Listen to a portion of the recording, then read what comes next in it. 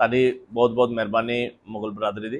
ਅੱਜ कोई शक नहीं है, कोई शुक शुबा नहीं है कि हमेशा तो लैके मुगल फैमिली इन्होंने खानदान ने हमेशा पाकिस्तान पीपल्स पार्टी वो कौंसली का होवे या MP MNA का इलैक्शन होवे, हमेशा इन्होंने बढ़ चढ़ के पाकिस्तान पीपल्स पार्टी के ਜਿਹੜੀ भी सीट पर जरा बंदा खलोता है उन्होंने हमेशा कामयाब कराया। इन्हों की बहुत मेहरबानी और सानू यह भी यकीन है कि हुण फिर 17 अप्रैल से निकल के और मोहतरमा सवा टालपोरा साड़ी वालदा है और हथ मजबूत करिए।